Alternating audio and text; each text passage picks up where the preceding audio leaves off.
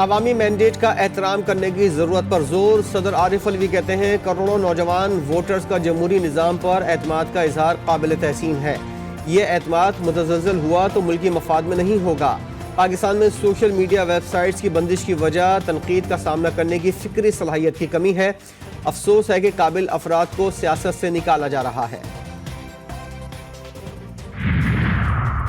ملک کی تاریخ کے مہنگے ترین انتخابات. ہر ووٹ پر اوسطاً 2522 روپے کا خرچہ. قومی اور صوبائی اسمبلیوں کے الیکشن پر 1,52,65,91,50,000 روپے کا خرچ.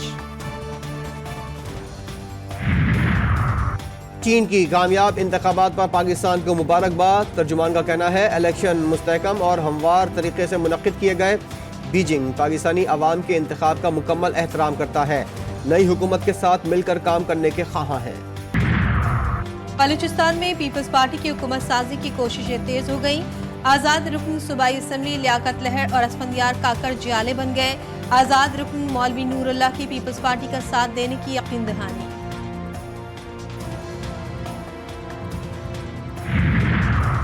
جناح ہاؤس حملہ اور جلاؤ گھیراؤ کیس میں 230 ملزمان کی درخواست ضمانت کی سماعت.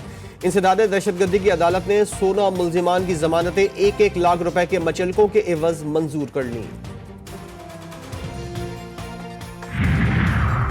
نیا موبائل خریدنا موت کا پیغام لے آیا. کراچی میں ملیر ندی کے قریب ڈکیتی مزاحمت پر فائرنگ سے ٹیلر ماسٹر جاں بحق. مقتول 3 بچوں کا باپ تھا.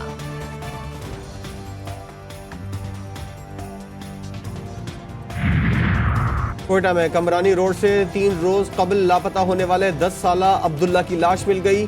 عبداللہ کی لاش گھر سے 3 کلومیٹر دور گندے نالے سے ملی.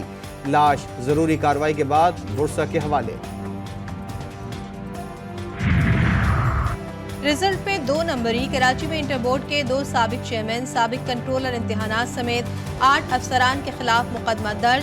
ملزمان پر انگلش، باٹنی، زوالوجی اور کیمسٹری کے پرچوں میں گھپلوں کا الزام. نگراں وزیراعظم نے انٹیلیجنس بیورو کے اسٹیٹس میں تبدیلی کی منظوری دے دی. آئی بی کو بیورو سے تبدیل کر کے ڈویژن کا اسٹیٹس دے دیا گیا.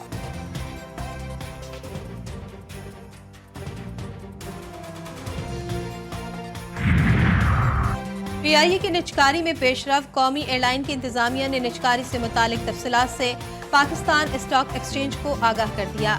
پہلے مرحلے میں دبئی میں موجود غیر ملکی کمپنی کو مالیاتی مشیر مقرر کیا گیا ہے. وفاقی کابینہ نے ریگولیٹری اور قانونی فریم ورک مکمل کرنے کی منظوری دے دی. دی ہیگ کی عالمی عدالت انصاف میں فلسطین میں اسرائیلی قبضے اور درندگی کے خلاف دائر درخواست کی سماعت شروع. اسرائیلی بمباری، فائرنگ اور گولہ باری سے شہداء کی تعداد 29,100 تک جا پہنچی. اسرائیلی کابینہ نے رفح آپریشن کے لیے مارچ کی ڈیڈ لائن دے دی. یمن کی فوج غزہ کے مظلوم فلسطینیوں کی حمایت کے لیے ڈٹ گئی. امریکہ اور اسرائیلی مفادات کے حامل بحری جہازوں کا بحر احمر میں داخلہ بند. یمنی فوج نے تازہ حملے میں ایک اور برطانوی تجارتی جہاز کو نشانہ بنایا.